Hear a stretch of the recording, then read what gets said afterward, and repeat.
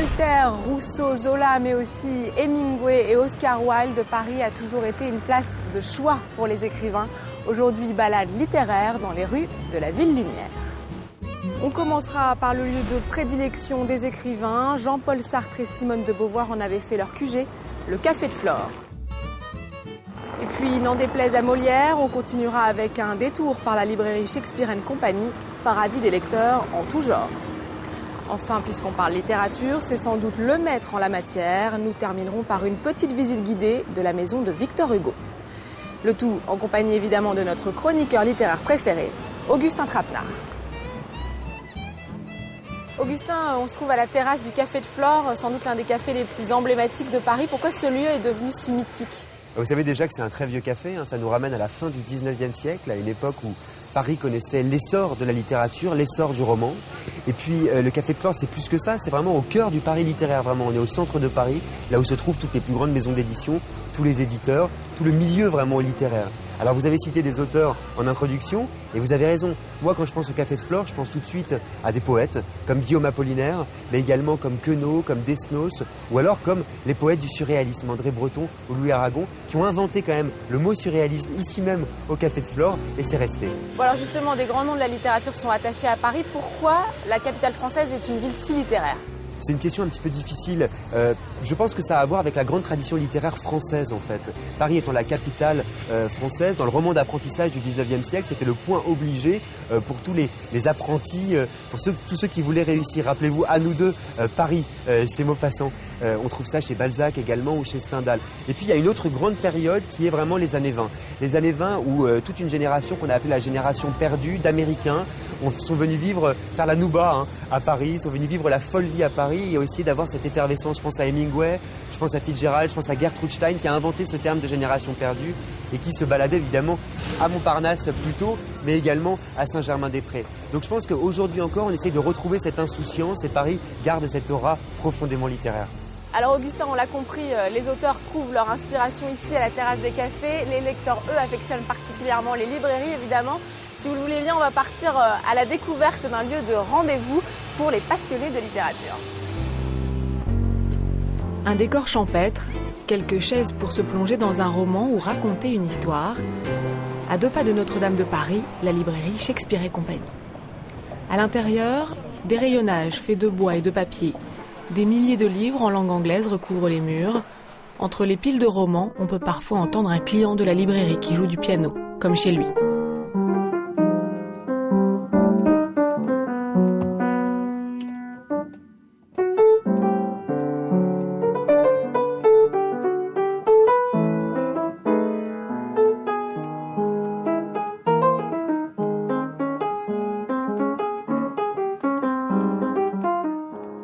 La maîtresse de maison, ou plutôt la patronne de Shakespeare & Co, c'est Sylvia.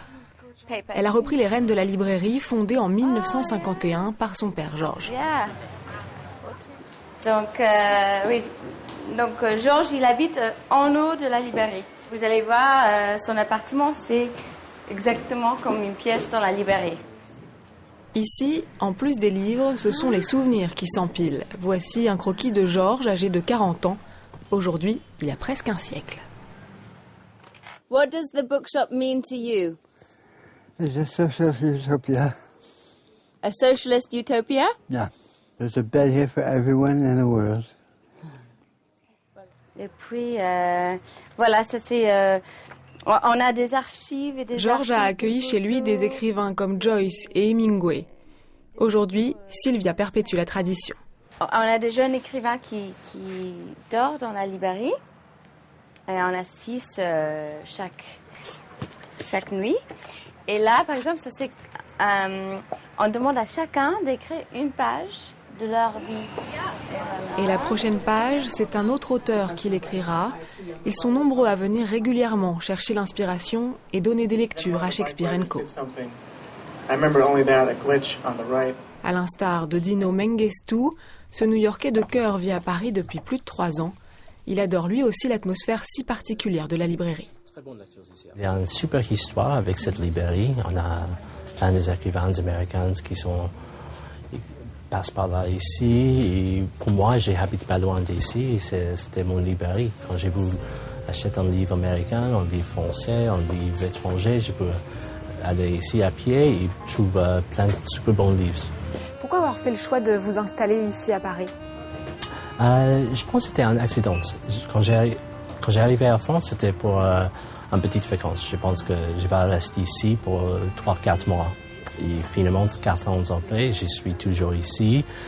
Et ça commence parce que j'étais captivé par Paris. C'était une ville magnifique et très belle. Alors, vous l'avez dit, Paris est souvent imaginé comme une capitale romantique, une sorte de carte postale. Est-ce que c'est uniquement ça pour vous? Ça commence avec ça, mais en même temps, c'est sûr, Paris, c'est vachement plus compliqué. Il a toujours une belle église, un bel chemin, mais Paris, c'est magnifique comme ça. Mais en même temps, les choses que j'aime ici sont toutes les choses qui sont un peu plus compliquées. Maintenant, il y a plein de diversité à Paris. C'était pas juste le Paris de 6e, de Notre-Dame. Il y a plein d'autres choses que j'aime, que je trouve sont magnifiques. Beaucoup d'écrivains font référence à Paris dans leurs œuvres. Est-ce que Paris est une ville qui vous inspire pour votre écriture?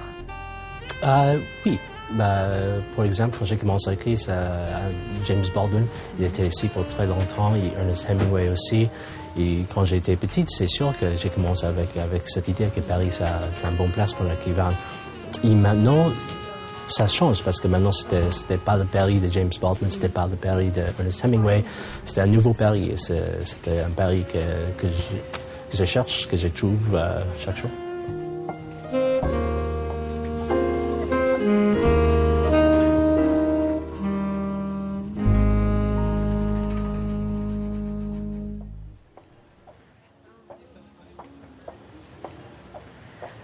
Alors Augustin, qu'est-ce que vous nous avez trouvé de beau? Ah bah Louise, je pourrais tout acheter moi dans cette librairie, c'est vraiment un réservoir de trésors. Alors j'ai trouvé quelques textes américains évidemment et le classique, le seul, l'unique, le vrai. Les Misérables, évidemment, une des œuvres les plus importantes ici en France, et justement, une partie a été rédigée ici. Tout à fait, dans la maison de Victor Hugo, qui est devenu un musée, le lieu littéraire le plus visité à Paris.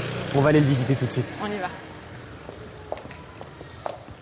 Et alors, combien de temps a vécu Victor Hugo ici, en fait? En fait, il a vécu une quinzaine d'années ici, au milieu du 19e siècle. Mais Louise, on va commencer par le tout début.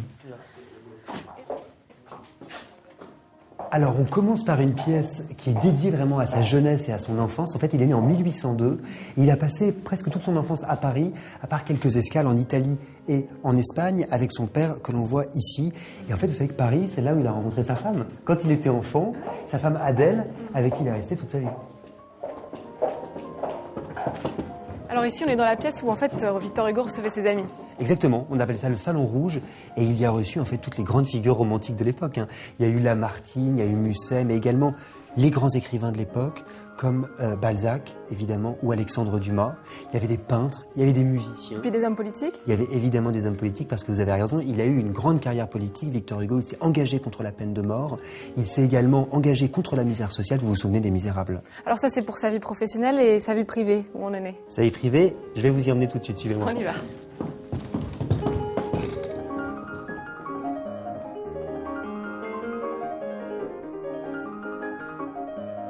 Le plus important dans la vie privée de Victor Hugo, c'est quand même sa fille Léopoldine qui meurt en 1843, sa fille aînée qui se noie dans la Seine avec son mari.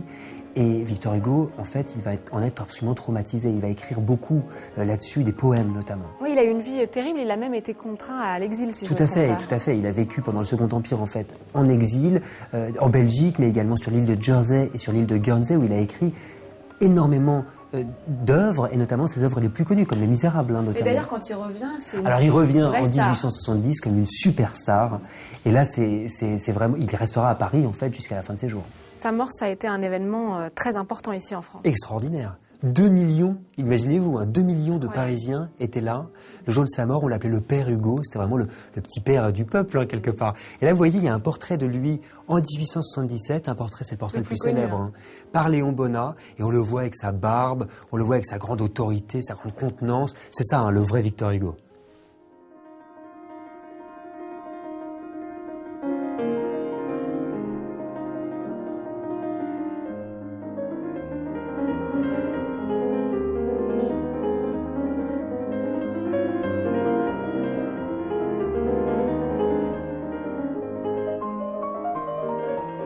alors moi j'ai mon lot de lecture, mais Augustin, je suis sûre que vous nous avez concocté quelques petits conseils pour cet été. Vous me connaissez, vous n'allez pas vous laisser toute seule cet été, alors je vous ai apporté un livre typiquement parisien, puisque c'est le thème de cette spéciale. Dessine-moi un Parisien d'Olivier Magny. Alors Olivier Magny, il est né, il a été élevé à Paris, et il a écrit un livre sur tous les petits travers des Parisiens. En fait, c'était un blog au départ qui s'appelait Stuff Parisians Like, un blog en anglais, et il l'a tourné en livre. Et j'ai ri à en pleurer, parce qu'en fait, c'est un livre, si vous voulez, non seulement sur les travers, mais c'est un livre qui nous dit vraiment ce que c'est qu'un Parisien. Et Paris, c'est pas seulement l'amour, c'est pas seulement les artistes maudits, c'est aussi pas mal de pauses et quelques petites snobberies. Bon, vous n'allez pas trop aimer ce que je vais vous dire, mais en fait c'est un livre sur Je vous, c'est sur le Parisien typique. Et c'est vrai que je me suis reconnu quand même dans ce Parisien typique, dans l'homo parisianus, vous voyez, avec ma veste noire, et avec ma barbe de 3 jours, ou plutôt ma barbe de 10 jours. Mais Olivier Magny, il donne plein d'autres petits exemples, comme par exemple notre passion un peu étonnante pour le filet d'huile d'olive, pour le café gourmand, pour la San Pellegrino, ou pour New York, qui selon lui est une ville avec une énergie formidable, vous comprenez, une énergie dingue même, vous voyez un petit peu l'ambiance. Vraiment, c'est un livre extrêmement drôle, un livre hilarant. Et moi, je me suis reconnu dans ce livre en tant que Parisien et en tant qu'Augustin. Alors, je suis pas tout à fait convaincue parce que j'ai peur qu'on soit un peu dans le cliché. C'est vraiment un bon livre? Vraiment, c'est un bon livre. Moi, j'aime pas d'habitude, d'ordinaire, les blogs qui sont tournés en livre. Mais là, on en a fait un vrai objet. C'est ça qui est fabuleux. C'est-à-dire qu'il y a vraiment une belle couverture, vous voyez. Il y a un très joli papier et également des belles illustrations en noir et en rouge. C'est un vrai livre, si vous voulez. C'est un vrai objet et ça, c'est très plaisant. En fait, c'est un livre extrêmement snob et extrêmement sophistiqué, exactement comme le Parisien qu'il décrit. C'est peut-être pour ça que je l'ai aimé également. Vraiment, je le conseille à tous les gens qui aiment Paris, mais Paris pour ce qu'il est, pas la carte postale de Paris qu'on a pu présenter aujourd'hui, mais le vrai Paris. Le vrai Paris avec tous ses petits travers, avec tous ses petits défauts. Je vous le conseille, je vais même vous le donner. Eh ben, vous avez réussi à me convaincre, ça m'intéresse en tant que vraie Parisienne, je suis sûre que je vais apprendre des choses. avec les Parisiennes. Je vous donne le Hugo. Merci, mais je l'ai déjà lu. Mais c'est toujours bien de relire Alors, Victor je le Hugo, relis. on n'a jamais rien à perdre. Jamais rien à perdre. Et merci à vous de nous avoir suivis, c'est la fin de cette émission spéciale. Et puis évidemment, on vous souhaite une très très bonne lecture à tous. Nous, on s'y met tout de suite.